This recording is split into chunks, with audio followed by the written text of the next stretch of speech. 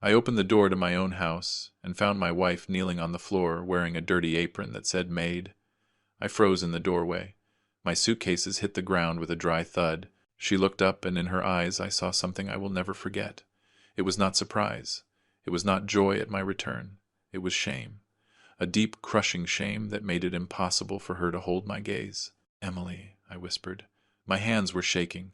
My wife, the woman with whom I had built an empire for 35 years, was there on her knees, scrubbing the living room floor with an old rag. Her hair was pulled back in a messy ponytail, gray strands sticking to her forehead with sweat. Her arms, those arms that once hugged me tight, looked fragile, trembling veins showing under skin that was too thin.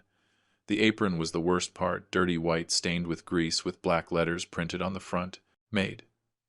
In my own house."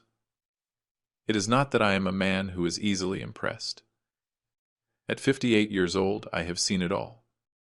I built 3 companies from scratch. I survived economic crises, partner betrayals, years of sacrifice away from my family. But this was something my mind could not process. "Emily, for the love of God, what is happening here?" She tried to get up quickly. She tripped over the bucket of dirty water and almost fell. I ran to hold her, but she recoiled as if my touch burned her. "No, no, William, you should not be here yet." Her voice was a broken thread. "You said you were arriving next week." "I wanted to surprise you," I replied, feeling the rage beginning to boil in my chest. And what a surprise I got. Then I heard footsteps. They were coming down the stairs with insulting tranquility. My son Michael appeared first with his cell phone in his hand. He did not even look up. Behind him came her. Linda, my daughter-in-law, dressed as if she were going to a photo shoot in a designer sports outfit and perfectly styled hair. "Emily, did you finish the living room yet?" Because the upstairs bathroom was left horrible, and Linda stopped dead when she saw me. "Oh, God." Michael finally raised his head. His expression went from surprise to annoyance in a second. "Dad, what a surprise." I stood there looking at them. At my 32-year-old son wearing a $500 t-shirt and sneakers that cost more than many people's monthly salary. At my daughter-in-law with her perfect nails and her princess attitude. And then I looked back at Emily, my 59-year-old wife, with that humiliating apron, with her knees red from scrubbing floors. "Explain to me," I said with a calm I did not feel. "Explain to me what the hell is happening in my house." Michael let out a nervous laugh. "Dad, you just do not understand the situation. Mom wanted to help with the household expenses and—" "Help," I interrupted him. "Help by putting on a maid apron in her own house." Linda crossed her arms with a condescending smile that made me clench my fists. "Oh, father-in-law, do not be dramatic." Emily offered herself. "We work all day. Someone has to keep the house in order. Besides, she has nothing else to do, right? You are abroad, the kids are grown up." My blood boiled. Every word from that woman was an insult, but I held back because something in the way Emily kept her head down and how she squeezed the rag between her trembling hands told me this had been going on for a long time. "How long have you been like this?" I asked my wife directly. She did not answer. She only lowered her gaze further. "Answer me, Emily." 2 years, she whispered finally. "Since Michael and Linda moved here temporarily." 2 years. 2 years that I had been working abroad, sending money every month, thinking my family was fine. 2 years in which my wife had been reduced to an employee in her own home. I turned to Michael, my son, the boy I educated, whose private university I paid for, whose first car I bought, whom I supported when he decided to marry Linda despite my reservations. "And you allowed this." My voice came out lower than I expected, but loaded with a disappointment that weighed tons. He shrugged. "Dad, we contribute too. We pay for utilities, we buy food. This is my house," I said, slowly bought with my work. "And she," I pointed to Emily, "is my wife. Your mother. She is not anyone's employee." Linda huffed. "Oh, for God's sake, what a dinner." "Emily, why did you tell him?" "We knew he was going to get like this." Something inside me broke. During 35 years, Emily and I built everything together. When I started my first business, she worked 12 hours a day in a fabric store to help me pay expenses while I built the company. When the children were born, she gave up her dreams of studying architecture to raise them. When I had to travel for work, she stayed alone, holding the family together. She never complained. She never asked for anything in return.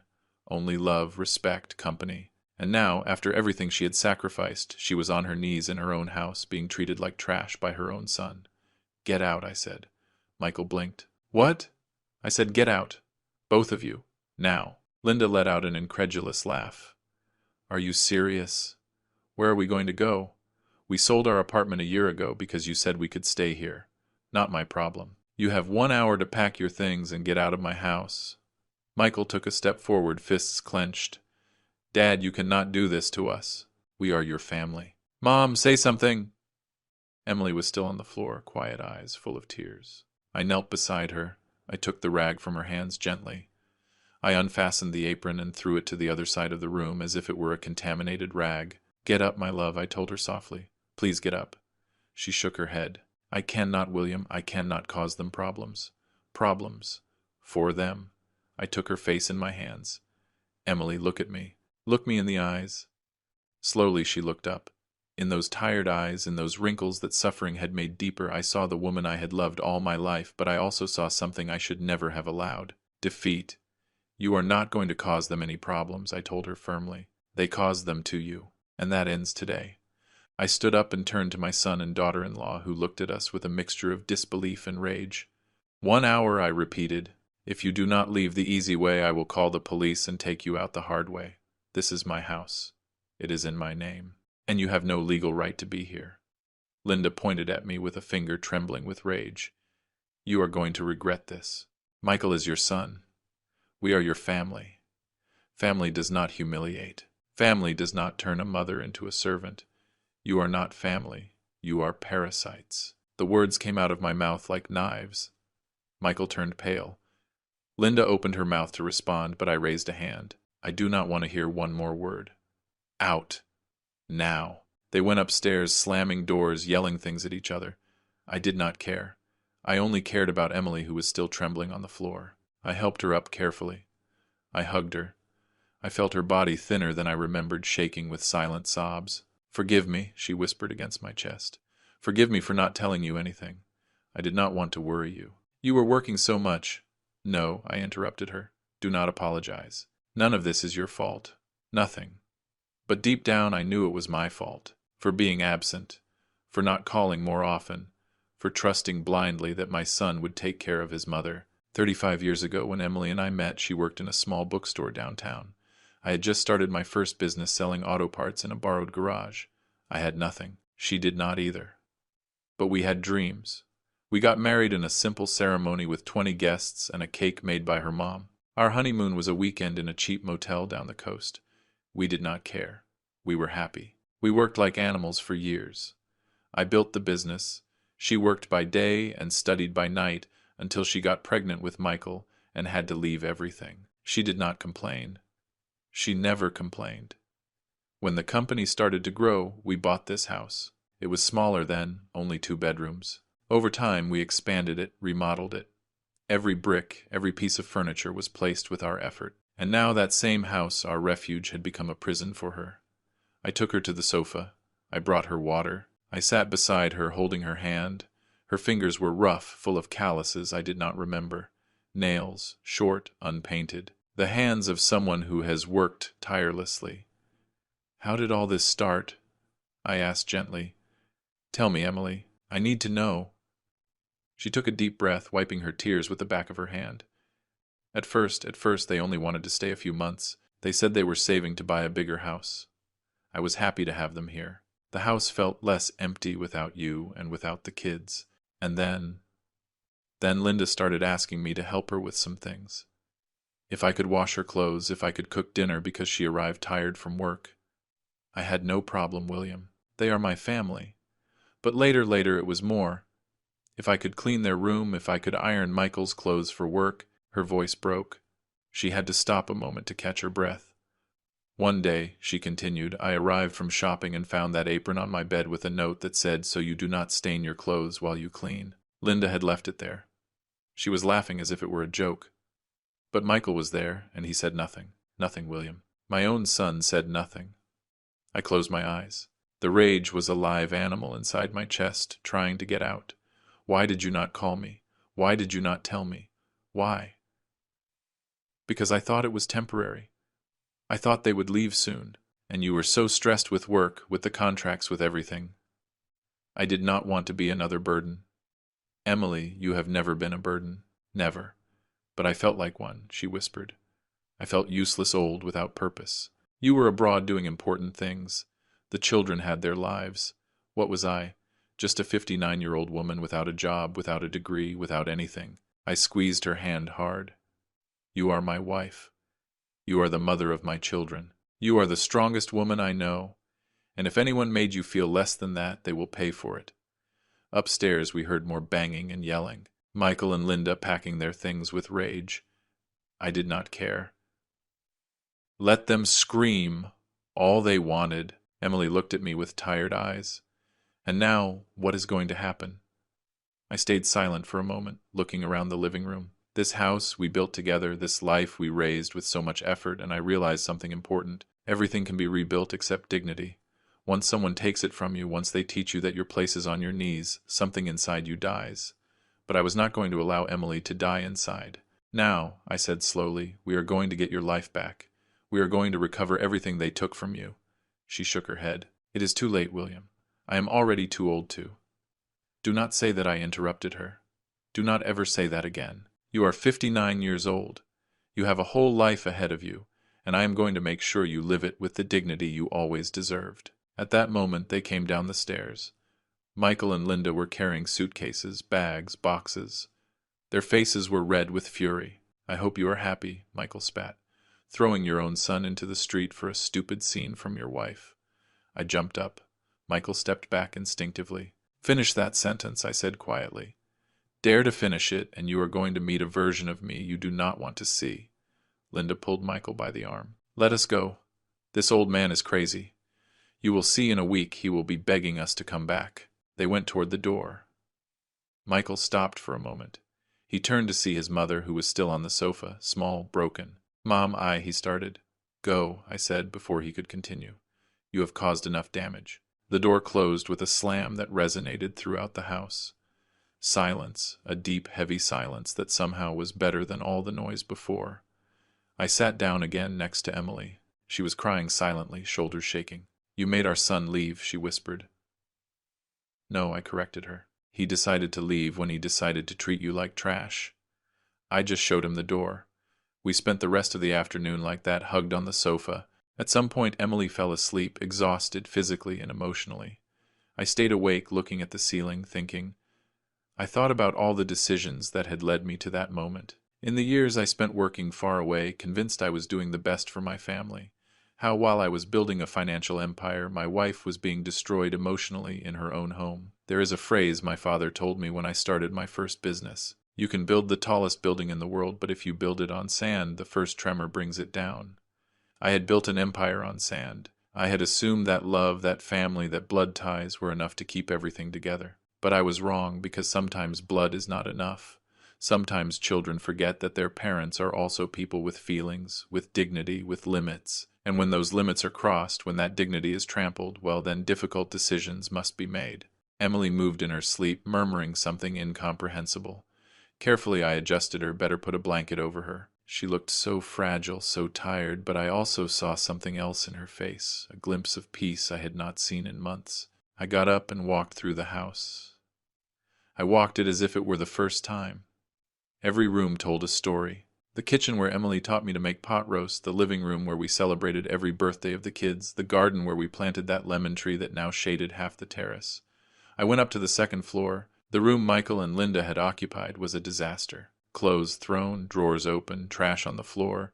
They had left everything as if they were passing tourists, not family.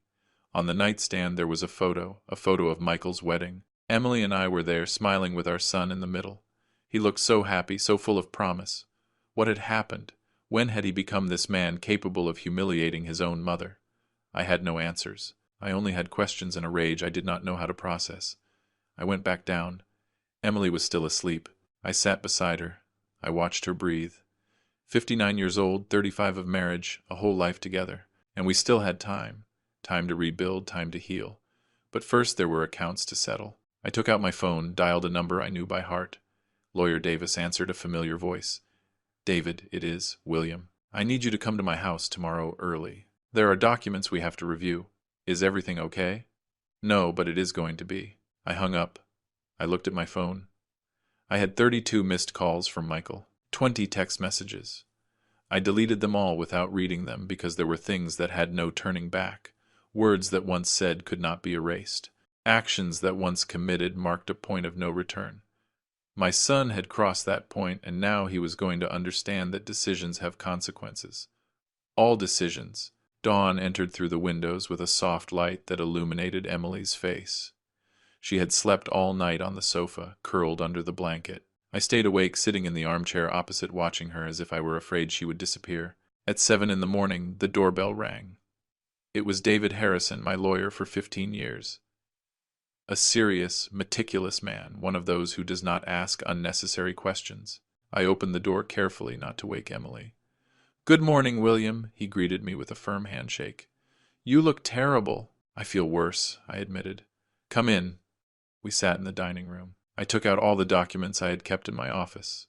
House deeds, company papers, bank accounts, wills, everything. David reviewed every paper with professional attention, making notes in his notebook. "What exactly do you want to do?" he asked finally. I told him everything, every detail of what I had found upon returning. The apron, the humiliation, the 2 years of silent servitude. David listened without interrupting, but I saw his jaw tighten. "I understand," he said when I finished. "And I also understand why you called me. You want to protect Emily. I want more than that. I want to ensure that never again can anyone hurt her, not even our own children." David nodded slowly. "There are several things we can do. First, change the will. Second, establish an irrevocable trust for Emily. Third, document everything that has happened, just in case your son attempts any legal action." "Do all that," I said without hesitation. "And there is something else I want." "What is it?" "The companies. I want to transfer 40% of the shares to Emily's name." Immediately, David raised his eyebrows. "William, that is. That is a very important decision." "Are you sure?" "Completely. Emily sacrificed 35 years of her life so I could build those companies. It is time she receives what always belonged to her. And for Michael," I stared at the papers scattered on the table. My son's name appeared on several documents. Main beneficiary of the will. Future heir of the companies. Everything I had built was going to be his one day, but that was before he decided to turn his mother into a servant. "For Michael," I said slowly, "nothing. Absolutely nothing until he proves he deserves something." David took a deep breath. "You are going to unleash a war, you know that, right? Let it come. I am ready." We worked for 3 hours. I signed papers, made transfers, changed beneficiaries. When we finished, Emily was already awake, watching us from the entrance of the dining room with a face of confusion. "What are you doing?" she asked with a small voice. I got up and walked toward her. "We are fixing mistakes. Mistakes I should have corrected a long time ago." David greeted Emily with respect, put away his documents, and said goodbye, promising to have everything ready in 48 hours. When he left, Emily looked at me with eyes full of questions. "William, what did you do?" I took her hand and led her back to the dining room. I showed her the papers, explained every change. I saw her eyes open wider and wider. But this is too much," she whispered. "The companies, the house, everything. I do not need." "Yes, you need," I interrupted her. "You need to know that never again will you depend on anyone. That never again will anyone be able to treat you like they treated you. This is not a gift, Emily, it is justice." She started to cry again, but this time it was different. It was not the broken weeping of yesterday, it was something deeper, as if years of pain were coming out at once. "I do not know what to say," she sobbed. "Do not say anything, just promise me one thing. That never again will you put the needs of others before your own dignity. That never again will you allow anyone, not even our children, to make you feel small." She nodded, hugging me tightly. We spent the rest of the morning in silence, reorganizing the house. I went up to the room Michael and Linda had occupied. I picked up all the trash they left, washed the sheets, opened the windows to let fresh air in. I transformed that space back into what it was before, a clean and tidy guest room.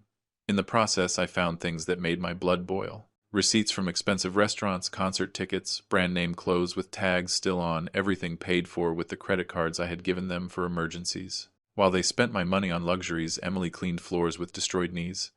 I went down with a box full of all those things. I left it at the entrance. "If Michael comes for his things, let him take this too," I told Emily. "I want him to see exactly what he spent his time on while you worked like a slave." Emily looked at the box with sadness. "He was our son, William. Our baby. How did we get to this point?" It was a question I had also asked myself all night. Where did we go wrong? At what moment did our son go from being a loving child to a man capable of such cruelty? We spoiled him, I said finally. We gave him everything. We never told him no. We never taught him that things are earned with effort, not with divine right. But I thought if we gave him love, if we gave him opportunities. Love without limits is not love, Emily. It is complicity. And we were accomplices in turning him into someone who believes the world owes him something. She wiped her tears with the back of her hand. Do you think he will ever forgive us for this? The question hurt me because I knew the answer. I do not know, but I am not going to ask for his forgiveness for protecting you. If that makes me the villain of his story, so be it. That afternoon, while Emily rested, I sat in my office and reviewed the bank records of the last 2 years. Every transaction, every movement. What I discovered left me breathless. Michael had been withdrawing money from a joint account I had with Emily. They were not huge amounts, nothing that would attract attention immediately. $500 here, $1,000 there. But adding everything up in 2 years, he had taken almost $50,000. $50,000 that I sent so Emily could live comfortably while I was abroad. I called the bank. I asked for the authorization records. It turns out Emily had signed every withdrawal, but when I asked to see copies of the signatures, something did not add up. The handwriting was similar, but not identical. Too firm, too sure to be the shaky handwriting of someone who was being manipulated. I called Emily to the office. I showed her the documents. Did you sign these withdrawals? She looked at the papers and her face went pale. Yes, but Linda told me it was for household expenses that we had to pay utilities, groceries, things like that. Emily, look at the dates. This withdrawal of $2,000 was the same day I found receipts for a $500 restaurant dinner. This one of $1,500 was the same week they bought tickets for a concert in Las Vegas. She brought her hands to her mouth. My God, I thought. They told me. They lied to you. They used you. They took your money, your time, your dignity, and turned it into vacations and luxuries for themselves. Emily let herself fall into the chair, face in her hands. Her body shook with silent sobs. I knelt beside her, holding her. I am so sorry, she whispered. I was so stupid. You were not stupid, you were manipulated. There is a difference, but I should have realized. I should have asked you. I should have. Stop, I said firmly. Stop blaming yourself for the evil of others. They did this. They are responsible, not you. That night I received the first call from Michael. I let it ring until it went to voicemail. Then came messages. First trying the guilt route. Dad, Mom is very sad. Is this what you want, destroying your family? Then came the veiled threats. I hope you know what you are doing. Linda is talking to her lawyer. This can get ugly. And finally the desperate plea. Dad, please. We have nowhere to go. Just give us another opportunity. I deleted every message without replying, because words no longer meant anything. Opportunities had run out the moment they put that apron on Emily. The next day, David returned with more documents. Emily and I signed everything necessary. When we finished, my wife was officially co-owner of 40% of my companies. Millions of dollars in assets were now in her name. How does it feel? David asked her with a smile. Emily looked at the papers as if they were strange objects. I feel scared. I do not know anything about business. I do not know how to handle this. You are going to learn, I told her, and I am going to teach you. You are no longer going to depend on anyone, Emily. Never again. That afternoon we went to the bank. We opened new accounts only in her name. We transferred money. We set up cards. The manager attended to us personally, explaining every detail to Emily with patience. When we left, she carried a black card in her wallet, a card with her name, her money, her freedom. I do not know what to do with all this, she confessed as we walked to the car. Do what you want. Buy what makes you happy. Travel. Study. Resume those dreams you put away 30 years ago. Life is not over, Emily. It is just starting again. She looked at me with bright eyes. Do you really believe that? I know it. That night we dined at an elegant restaurant downtown. It had been years since we went out alone, without kids, without obligations, without rush. We ordered wine, expensive food, dessert. Emily looked beautiful in a dress she had bought that same afternoon with her own money without having to ask anyone for permission. I feel weird, she admitted while holding her glass of wine, as if I were doing something bad. Bad. Why? Why? Because Michael is out there not knowing what to do, and we are here dining as if nothing happened. I left my fork on the plate. Emily, look at me. Michael is a grown man of 32 years. He has a degree, he has experience, he has contacts. If he wanted, he could get a job tomorrow. The problem is not that he cannot. The problem is that he does not want to. He is used to living off us without effort. But he is our son, and you are my wife. And for 2 years, while he lived comfortably in our house, he turned you into his servant. When are you going to put a limit, Emily? When are you going to say enough? She lowered her gaze, played with the napkin in her hands. I am afraid, she whispered. I am afraid of losing him forever. Sometimes I told her gently, you have to be willing to lose something to know if you really have it. If Michael loves us, if he really values this family, he is going to understand what he did, and he is going to look for a way to fix it. But if not, then he was never ours to begin with. That night when we returned home, there was someone waiting at the door. It was Linda, my daughter-in-law. Alone, eyes red from crying, makeup smeared. I got out of the car slowly. Emily stayed inside, watching from the window. What are you doing here? I asked with a cold voice. Mr. William, please, I need to talk to you. Her voice sounded desperate. We have nothing to talk about. Please, she stepped closer. Just 5 minutes, I beg you. I looked toward the car. Emily shook her head. But something in Linda's expression made me doubt. She was not the same haughty and condescending woman from 2 days ago. This person in front of me looked broken. 5 minutes, I said finally. And do not even think about getting close to Emily. Linda nodded quickly. We sat on the porch steps. She wrung her hands, not knowing where to start. I know I did everything wrong, she began with a trembling voice. I know I am unforgivable. But I need you to know that I did not know. That you did not know what I interrupted her. That you did not know you were humiliating a 59-year-old woman. That you did not know that Apron was cruelty. That you did not know you were stealing her money. She started to cry. I grew up like that. My mom always did everything at home. I thought it was normal. I thought Emily wanted to help. Lie. It is true, she raised her voice. I never had a mom who taught me how to be different. My mom worked 3 jobs. She was never home. I had to take charge of my siblings since I was 12. When I met Michael, when I saw everything you guys had, I thought finally I could rest. That someone else could carry everything. At Emily's expense. Yes, she admitted between sobs. Yes, and it was wrong. Very wrong. But I did not know how to do things better. I stood watching her. Part of me wanted to send her to hell. But another part, a smaller part, remembered that this woman was also a product of her own story. Of her own wounds. Where is Michael? I asked. In a hotel. We spent almost everything we had on the reservation. No, I do not know what we are going to do after. And him. Does he understand what he did? Linda stayed silent for a moment too long. I do not know. He is angry.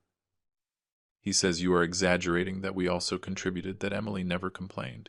There is your answer, I said, standing up. As long as he does not understand, there is nothing else to talk about. But Mr. William, time is up.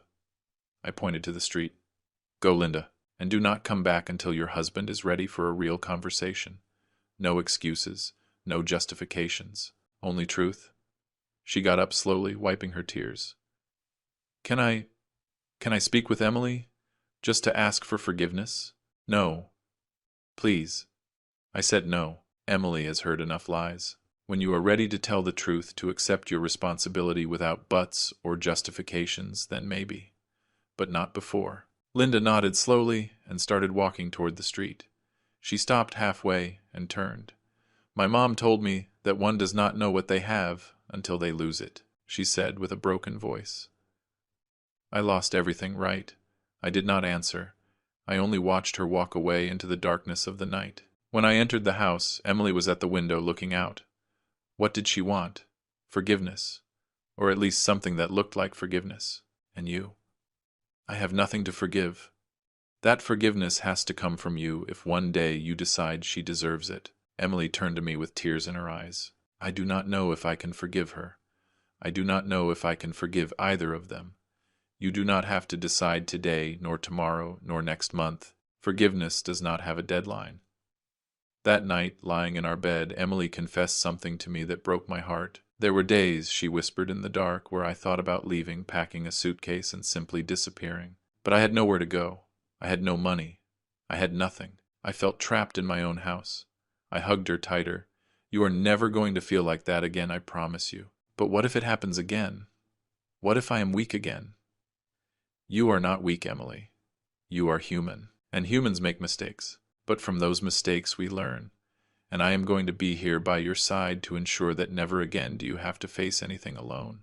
We stayed like that, hugged in silence, while outside the world kept turning. I knew this was not over, that Michael would eventually return, that there would be more difficult conversations, more tears, more pain, but I also knew something more important, that Emily was no longer alone, that she was no longer the broken woman I found on her knees on the floor. Something in her was starting to change. Something was waking up, and I was going to be there to see that transformation blossom. Because after 35 years of marriage, of shared sacrifices and efforts, she finally deserved to live a life where no one made her feel small. She deserved the dignity she always should have had, and I was going to ensure she got it, even if I had to burn everything else to achieve it. A week after the day I kicked Michael out of the house, Emily began to change. It was not an immediate change like those that happen overnight. It was gradual, like the sunrise. First it was the posture. She stopped walking, hunched over with shoulders slumped. Then it was the voice. She stopped whispering, stopped asking permission for everything. And finally it was the eyes. They recovered that shine I remembered from when we met more than 30 years ago. One morning I found her in the kitchen, not cleaning or preparing something for someone else, but sitting quietly with a cup of coffee reading the newspaper. "Good morning," I greeted her. She looked up and smiled at me. A real smile, not one of those forced ones I had seen for months on video calls. "Good morning, love. Did you sleep well?" "Like I have not slept in years," I admitted, sitting next to her. "And you?" "All night, without waking up once." We sat like that, in comfortable silence, drinking coffee. It was strange how something so simple could feel so extraordinary after everything that had happened. "I was thinking," said Emily suddenly, "about what you said the other day about resuming my dreams." "Yes. Remember, I wanted to study architecture. Of course you had passed all the exams when you got pregnant with Michael." She nodded, looking at her coffee cup with a thoughtful expression. "I never regretted leaving my studies. Being a mom was the best thing that happened to me. But there was always a part of me that wondered what would have happened if—" "Well, now you can find out," I interrupted her. "You are 59 years old, not 90. If you want to study architecture, study architecture. At my age, William, I would be the grandmother of all the students." "So what? Since when do you care what others think?" She laughed, a genuine laugh that filled my chest with warmth. "You are right. Since when do I care?" That same afternoon, we went to the university. Emily asked for information about the architecture program. The secretary, a young woman of about 25, looked at her strangely. "Ma'am, excuse me, is the information for you or for a relative?" "For me," replied Emily firmly. Ah, the girl blinked several times. "Well, sure, yes, we have students of all ages, although the majority are young people of 18, 20 years old." She did not ask that I interrupted. "Just give us the enrollment information." We left there with brochures, requirements, and dates. Emily was quiet, but I could see that in her head ideas were moving at full speed. "What are you thinking about?" I asked her as we walked to the parking lot. "I am thinking that maybe I can do it, maybe it is not too late. It is never too late to be who you should have been from the beginning." That phrase I had heard somewhere, I did not remember where, but I felt Emily needed to hear it. The following days were different. Emily started filling out enrollment forms, looking for information on subjects, getting excited about something other than cleaning, cooking, or serving others. I, for my part, dedicated myself to reorganizing the companies. I called my partners. The managers explained that I would be back in the country permanently. Some were surprised, others were happy, but everyone understood that things were going to change. I also dedicated myself to finding a good psychologist for Emily. She needed professional help to process all the damage she had suffered. At first, she resisted. "I am not crazy, William. I do not need a psychologist. It is not about being crazy. It is about healing so that someone professional helps you understand that nothing that happened was your fault." Finally, she accepted. She started going twice a week. She did not tell me much about what they talked about in the sessions, but I noticed the changes. More confidence, less guilt, less fear. It was in the third week when I received an unexpected call. It was my daughter Sarah, who lived in Chicago with her husband and 2 kids. I had not called her to tell her what happened with Michael. I did not want to put her in the middle of the family conflict, but apparently Michael had already done so. "Dad," her voice sounded annoyed. "Is it true you kicked Michael out of the house?" "Hello, Sarah. Yes, it is true." "And is it true you took all the money and changed the will?" "Also true." "What were you thinking?" "He is your son, my brother." I breathed deep. I knew this conversation would arrive eventually. Sarah, did your brother tell you why I kicked him out? He told me you arrived from your trip in a bad mood and exaggerated because Mom was helping with house chores. Helping, I let out a bitter laugh. Daughter, your brother turned your mother into his maid for 2 years. He put an apron on her that said maid and put her to clean floors on her knees while he and his wife spent your mom's money on restaurants and trips. Silence on the other side of the line. Dad, that cannot be true. Ask your mother. Call her. Listen to her. And then tell me if I am exaggerating. I need to speak with Mom. Do it. But do it alone without Michael pressuring or manipulating the conversation. She hung up without saying goodbye. A few minutes later, Emily's phone started ringing. It was Sarah. Emily looked at me with panic. I do not know what to tell her. Tell her the truth. Only the truth. Emily answered and went to another room. They were talking for almost 2 hours. When she finally hung up, Emily had red eyes but also an expression of relief on her face. What happened? I asked. I told her everything. Absolutely everything. At first, she did not believe me. She thought you had put ideas in my head. But when I told her details that only I could know, when I described exactly how I felt every day, she started to cry. And what did she say? That she was sorry. That she should have been more attentive. That she should have visited more often. That she should have noticed the signs. I told her it was not her fault. That she has her own life. Her own children. But I think she feels bad. We all feel bad, I said. We all failed to see you. Emily shook her head. No, William. You did not fail. You were working to give us a good life. Michael failed. Linda failed. I failed by allowing it. Stop blaming yourself. I am not blaming myself. I am accepting my responsibility. There is a difference. My psychologist explained it to me. I looked at her, surprised by the clarity with which she spoke. I like this new version of you, I told her with a smile. Me too. 2 days later, Sarah arrived in the city without warning. She knocked on the door on a Saturday morning with her 2 kids of 6 and 8 years old. Emily opened and froze when she saw her. Mom, said Sarah with a trembling voice, I came to see you. They hugged in the doorway, crying, both of them. The kids ran in, shouting, Grandma, Grandpa. With that overflowing energy that only children have, we spent the day together. Sarah did not mention Michael even once. She only dedicated herself to being with her mother, listening to her, observing her. At some point in the afternoon, while the kids played in the garden, Sarah approached me. Dad, I really did not know things were this bad. I know, daughter. If I had known, if I had visited more, if I had paid attention, you cannot change the past, but you can be here now. Mom is okay. She looks different. She is healing. Little by little, Sarah looked toward where Emily was playing with her grandkids in the garden. A simple, beautiful scene that for 2 years had been impossible because Emily was too busy serving Michael and Linda. I spoke with Michael. After speaking with Mom, Sarah confessed quietly. And he got angry.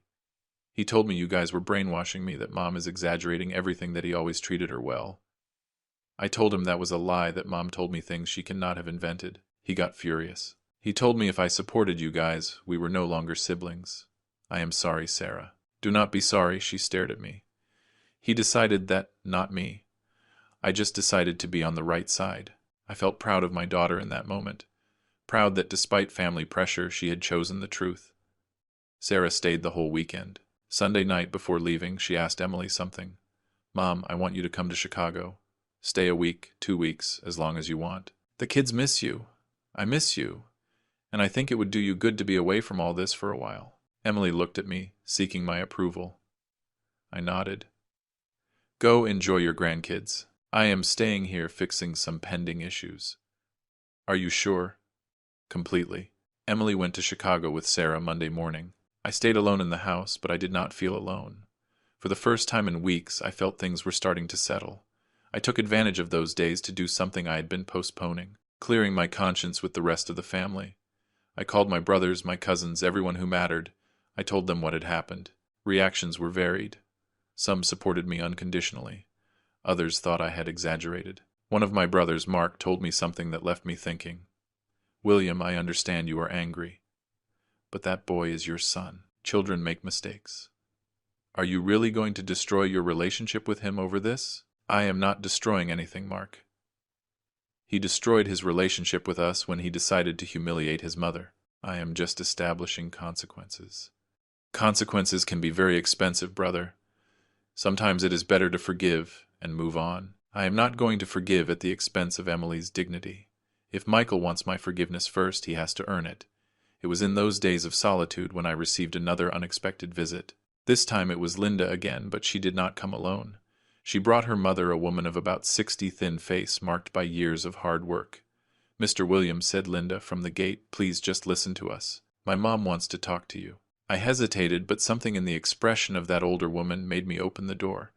We sat in the living room. Linda's mom looked uncomfortable, wringing her hands on her lap. "Sir," she began with a soft voice, "my daughter told me what happened. Everything, and I come to offer you an apology." "You? Why?"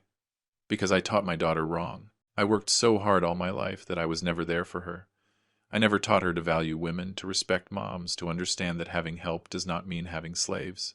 Linda grew up seeing how I killed myself, working without complaining, and she thought that was normal, that women should endure everything. Mom, with all respect, that is not my problem. I know, but I came because I need you to know that Linda is regretful, truly. She is going to therapy, she is trying to understand her mistakes.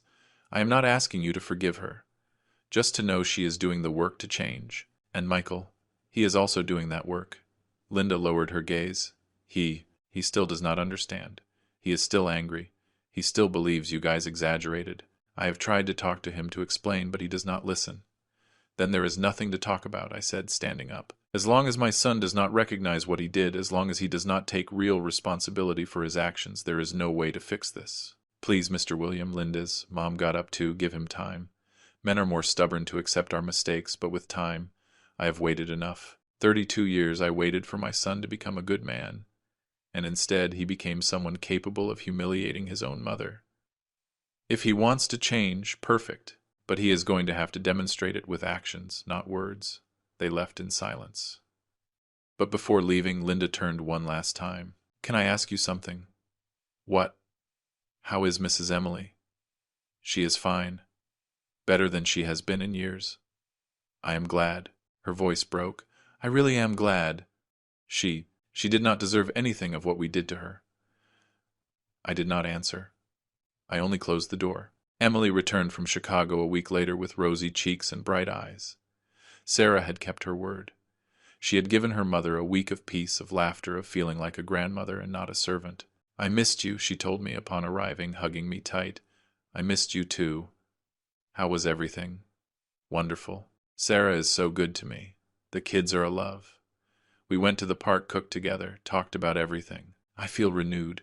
You look renewed." That night while we had dinner, Emily told me something that took me by surprise. "Sarah convinced me of something." "Of what?" "To enroll in the university. She helped me fill out the forms. She accompanied me to get copies of my documents. Next semester I start studying architecture." I stared at her fork halfway to my mouth. Seriously, I am 59 years old and I am going to be a student again. What do you think?" "I think it is perfect." "William, there is something else we have to talk about." "What thing?" "Michael, we cannot avoid him forever. He is our son. Eventually we will have to face him. I know, but it has to be on our terms, not his. And what are our terms?" I leaned back in the chair thinking. "That he accepts what he did. That he apologizes for real without excuses. That he understands things will never return to how they were before. And that he earns our respect again with actions, not words. And if he can not do it, then we will have to accept we lost a son. Or rather that we never had the son we thought we had." Emily nodded slowly.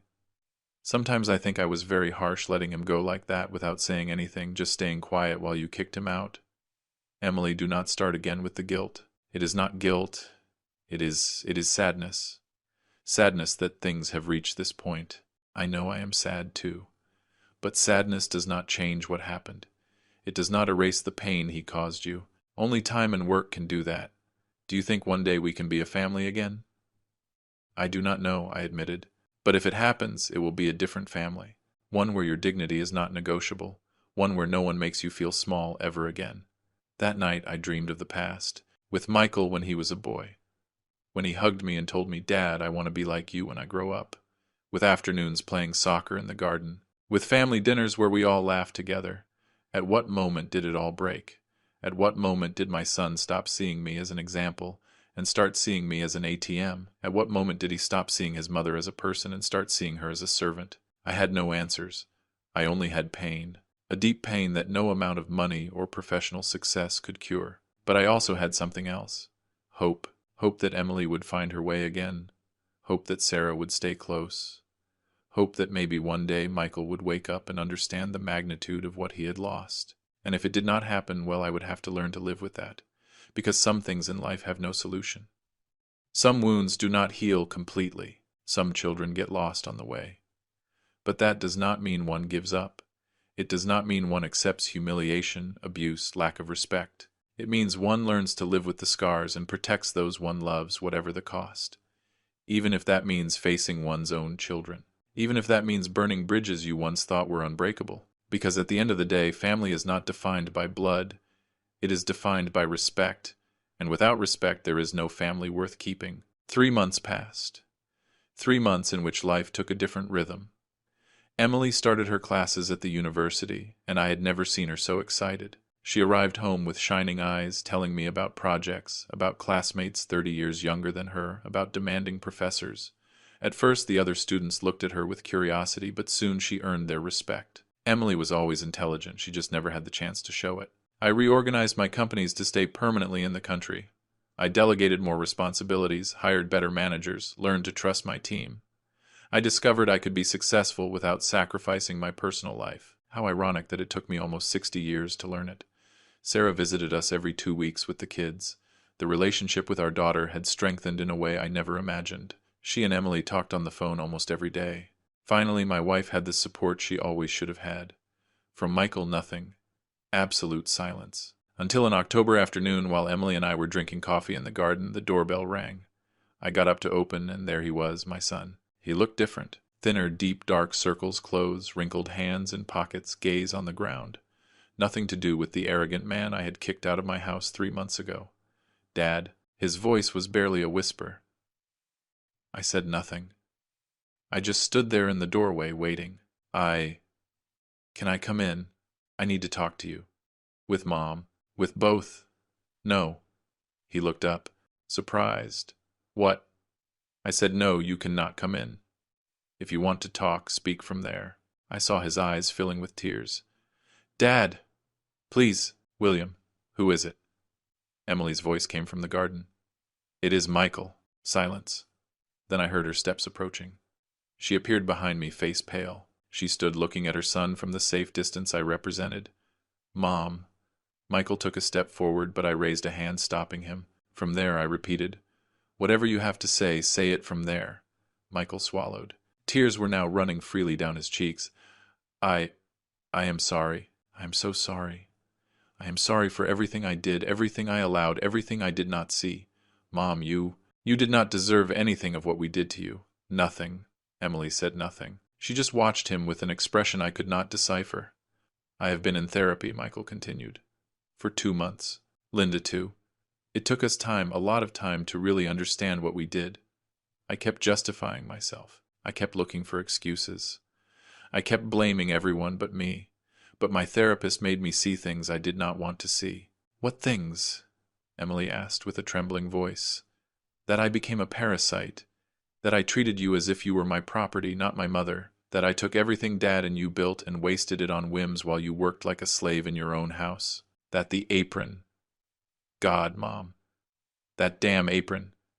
He broke. He fell to his knees on the porch, sobbing with his face in his hands. I saw it, Mom.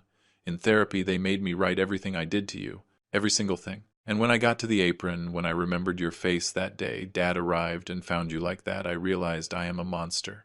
A complete monster. I felt Emily trembling beside me. I put my arm around her, holding her. Keep talking, I said with a firm voice. You have not finished. Michael looked up, face soaked in tears. I lost my job a month ago. Linda and I separated 2 weeks ago. I'm living in a rented room, working in a supermarket, stocking boxes because it is the only thing I could get. I have nothing, Dad. Nothing. And the worst is, I realized I do not deserve anything. That everything I had was thanks to you guys, and I threw it in the trash. Did you come because you lost everything? I asked. Or did you come because you really understand what you did? I came because... He paused, breathing deep. Because I can not live with myself knowing I hurt the person who loved me most in this world. I came because even if you guys never forgive me, even if I am never part of this family again, I need Mom to know I understand. That I finally understand. Emily let go of my arm. She walked slowly toward where Michael was kneeling.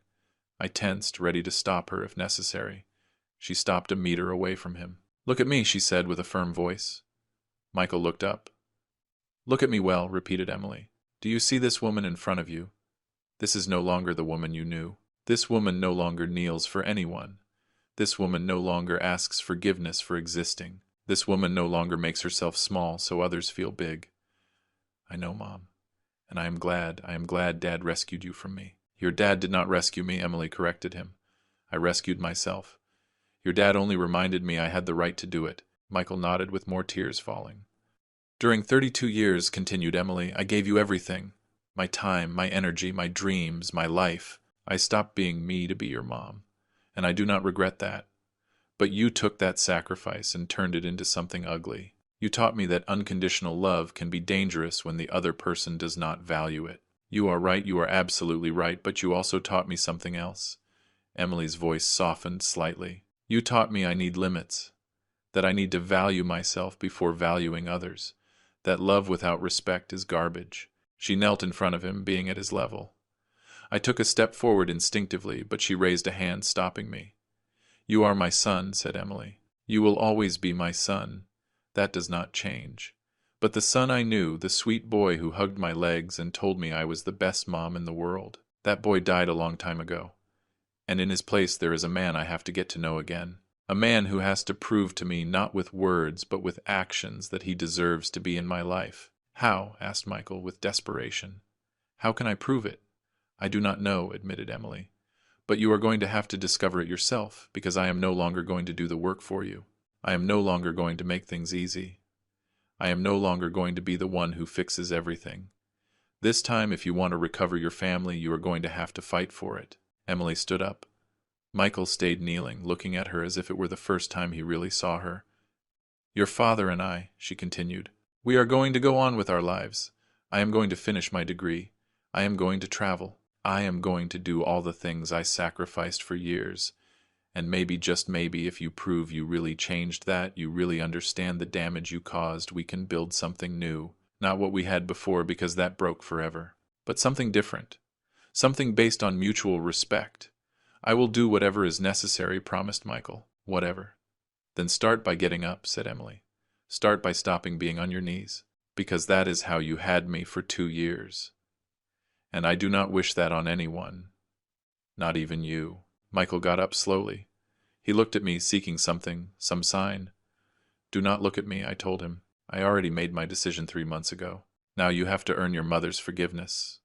And then maybe, just maybe, you can start earning mine. I understand. Really." He took a step toward him. "Do you understand the will changed? That the companies are now in your mother's name? That even if we forgive you, you will never again have what you had?" "Yes, and that is okay because I never should have had it to begin with. And Linda, she is working on herself. She is going to therapy. She is looking for a real job.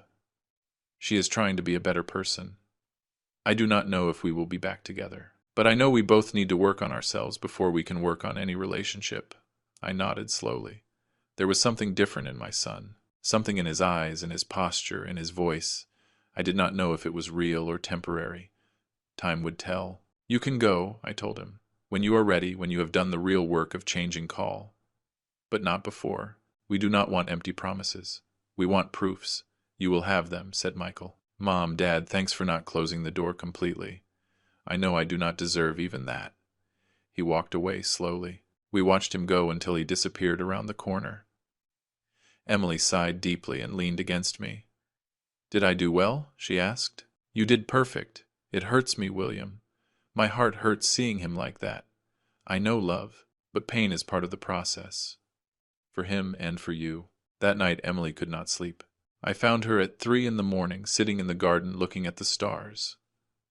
"What is wrong?" I asked, sitting next to her. "I am thinking about everything the last 32 years. Where did I go wrong as a mother?" "You did not go wrong. You loved too much, maybe. But that is not a mistake. Yes, it is, she contradicted me, because I taught him he could take without giving, that he could receive without thanking, that I would always be there no matter how he treated me. Emily. No, let me finish, she raised a hand. For years I thought being a good mother meant sacrificing everything. It meant putting myself last, always. It meant not having my own needs. But I was wrong. Because by doing that I taught my son that women have no value, that mothers are tools, not people. That was not your mistake. That was his mistake, interpreting it like that. But I allowed it. For 2 years I allowed it, William. 2 years in which I could have said enough. 2 years in which I could have called you. I could have left. I could have done something. But I did not because I was afraid. Afraid of what? Afraid of being left alone. Afraid of being a burden. Afraid of being useless if I was not serving someone. I hugged her tight while she cried silently. Never again, I whispered in her ear. Never again are you going to feel that fear. Because I am going to be here reminding you every day that you have value, that you are important, that you deserve respect. And if Michael does not change, and if all this was just a show, then we will learn to live without him. Because you and I, Emily, are enough. With Sarah, with the grandkids, with the life we are building now, we are enough. 6 months passed. Michael did not call, did not visit, did not send messages, but we started receiving news of him through other people. Sarah told us he had gotten a better job, that he was paying his own bills, that he was going religiously to therapy. One day a package arrived at the house. Inside was a letter and an envelope with money. The letter said, "Mom, Dad, this is the first payment of a debt I can never finish paying. It is $500, 10% of what I earn each month in my new job as an accountant in a medium-sized company. It is not much, but it is honest. It is mine. I am not asking forgiveness yet. I am not asking you to let me return. I am just demonstrating that I am changing, that I am working, that I understand things are earned, not inherited. I love you guys. I always have, only I did not know how to show it without expecting something in return. Michael." Emily read the letter 3 times with tears falling on the paper. "What do we do with the money?" she asked. "We keep it," I said, as evidence that he is keeping his word. "But we do not answer yet. He needs to demonstrate more." Every month another envelope arrived. $500. Without fail. Never with a long letter, just with a line. "Payment of the month. Love you." Emily started changing her attitude toward the situation. She did not cry as much anymore. She did not blame herself anymore. She was busy with her classes, with her projects, with the life she was building. One day she arrived home with exciting news. I passed. I passed all my exams of the first semester. I hugged her, lifting her off the ground while she laughed like a girl. "I am so proud of you." The design professor said I have natural talent. At my 59 years, can you believe it? You always had talent. You just needed the chance to show it. That night we celebrated with champagne and an elegant dinner. Emily wore a new dress she had bought with her own money, with her own card. She looked radiant, beautiful, free. "You know what is the best of all this," she told me while we toasted. "What?" That finally I found myself. After 59 years of being someone's daughter, someone's wife, someone's mother, finally I am Emily. Just Emily. And I like who I am. I also fell in love with that Emily, I told her. In fact, I am falling in love again as if it were the first time. We kissed under the stars in the garden of our house with the future open in front of us. Exactly a year after having kicked him out of the house, Michael appeared again. This time he did not arrive alone. He carried a portfolio under his arm. "Dad, Mom," he said from the gate. "I came to show you something.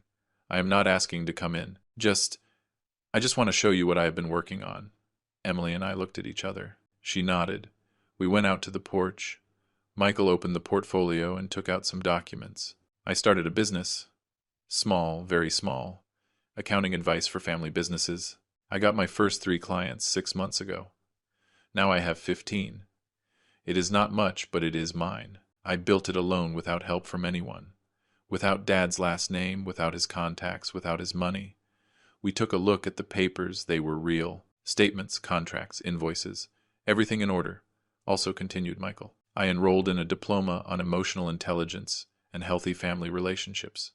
I finished a month ago, and I started giving talks in community centers about the importance of valuing mothers, about how toxic masculinity damages us all." Emily stayed quiet, looking at our son with incredulous eyes.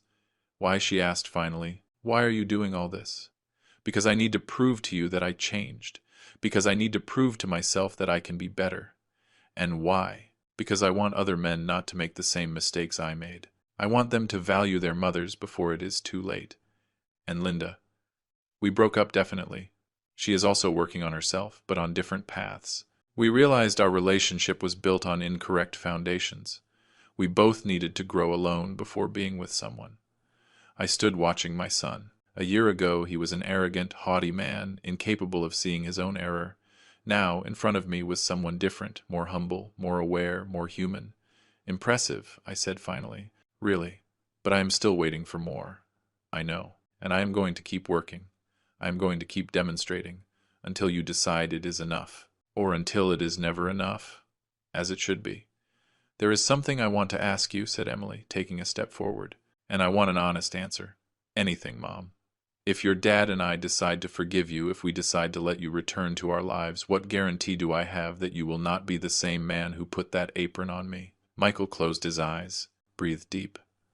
I have no guarantee to give you, Mom. I only have my word, and I know my word is not worth much after everything I did. But I promise you every day I am going to fight against the man I was. Every day I am going to remind myself of the damage I caused. And every day I am going to work to be someone who deserves your love. Emily looked at him for a long moment. Then she turned to me. What do you think? I think he has done the work. I do not know if it is enough, but he has done more than I expected. I think so too, said Emily slowly. But there are conditions. Whatever they are, replied Michael immediately. First, you never live in this house again. This is my house, my refuge, my safe space. I am not going to risk that. Understood. Second, the companies, the money, the inheritances, all that is no longer yours. Your dad and I decided to donate a large part of our fortune to organizations that help women victims of family abuse. What is left will be for your sister Sarah and her kids. You will have to build your own path. Seems fair. Third, if ever you disrespect me again, if you treat me like less than a person again, there will be no second chance. You will lose me forever. Understood? Yes, Mom. Understood. Emily extended her hand. Michael looked at her confused. Give me your hand, son. He obeyed, with tears rolling down his cheeks. Emily squeezed his hand hard. Welcome back. But remember, this is not a complete forgiveness. It is an opportunity. A last opportunity. Do not waste it. Michael broke. He knelt in front of his mother, crying like a child. Thanks, Mom, thanks. I am not going to fail you. I swear. Emily caressed his head gently. Get up. Enough kneeling, both mine and yours. Get up and walk straight like the man you can be. That night after Michael left, Emily and I stayed in silence for a long time. Did I do well? She asked finally. You did what your heart dictated, and that is always right. I am afraid it will happen again, that he will hurt me again. If it happens, we will face it together. But I think this time is different. I think he really hit bottom and is trying to climb. Did you forgive him? The question took me off guard. I stayed thinking. Not completely. There is still rage inside me. I still remember how I found you that day on your knees with that apron, and every time I remember it, I want to kick him out again. But I also know rage builds nothing, only destroys. So I am trying to let go of the rage little by little with time. Do you think one day we can be a family again?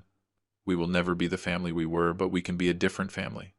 A family where everyone knows their limits, where everyone respects the limits of others, where love is not blind but conscious. Emily rested her head on my shoulder. Thanks for rescuing me. I told you. You rescued yourself. I was only there to remind you that you could do it. 2 years have passed since that day I opened the door of my house and found my wife on her knees with an apron that said MAID. 2 years in which Emily finished 3 semesters of architecture with honors. 2 years in which we traveled to Europe, to Asia, to all the places she always dreamed of knowing. 2 years in which we learned to be a couple again. Not just parents. Michael has kept his word. He comes to visit us once a month, always with something to show. A new client, a recognition at his work, a certificate from some course. He never asks for anything. He only shares his progress and leaves. Emily is learning to trust him again. I still have reservations, but I am working on them. Sarah and her kids visit us more and more often. My daughter told me recently, Dad, I have never seen you so happy. Nor Mom either. She is right. We are happy. in a different way, more conscious, more grateful. There are days when Emily still has nightmares. Days when she wakes up shaking, remembering. On those days I hug her and remind her that is in the past, that now she is free, that no one ever again is going to put her on her knees. And there are days when I also have nightmares. Days when I dream I arrive late, that I did not arrive in time to save her, that I lost her in that silent hell she lived for 2 years. On those days, she hugs me and reminds me I did arrive, that I am here, that we are still together. This morning, while we had breakfast in the garden, Emily showed me her report card. Straight, as she said with pride. "You are incredible, did you know that?" "Now I know," she replied with a smile. "Before I did not know, but now I do, and that is the difference." Emily now knows herself, knows her value, knows her limits, and is never again going to allow anyone, not even her own son, to take them away. If someone asked me what I learned from all this, I would say several things. First, that love without respect is a prison, not a gift. Second, that sometimes the closest family can be the most damaging, and that it is okay to walk away when it is necessary to survive. Third, that it is never too late to rebuild yourself. Emily is 61 years old and is living the best version of her life. Fourth, that second chances must be earned, not given. Michael is earning his day by day with actions, not words. And fifth, that dignity is not negotiable, never for anyone.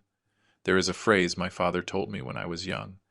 "Son, you can lose everything in life, money, properties, success, but if you lose your dignity, you lose your soul." For years I thought I understood that phrase, but it was not until I saw Emily on her knees cleaning the floor of her own house with a humiliating apron that I really understood its meaning. Dignity is the only thing that really matters, and protecting the dignity of who you love is the greatest act of love that exists, even if that means facing your own son, even if that means breaking the family you built, even if that means starting over at 60. Because a life without dignity is not life, it is just existence. And Emily, my wife, my partner of 37 years, deserves much more than just existing. She deserves to live, and that is exactly what she is doing at last. If you are listening to this story and feel identified, if there is someone in your life who is being treated without dignity, if you yourself are living on your knees, I want to tell you something important. Never is it too late to get up. Never is it too late to say enough. Never is it too late to recover your value. And if you have someone in your life who is going through this, do not look the other way. Do not wait. Do not justify the unjustifiable act. Because sometimes a single act of bravery can change a complete life, like it changed Emily's, like it changed mine. Thanks for listening to this story. Thanks for accompanying us on this journey. And remember, respect is not optional. It is essential. Take care of yourself. Take care of yours. And never, never allow anyone to make you feel less than you are. Because you are worth it. You have always been worth it only. That maybe, like Emily, you needed someone to remind you.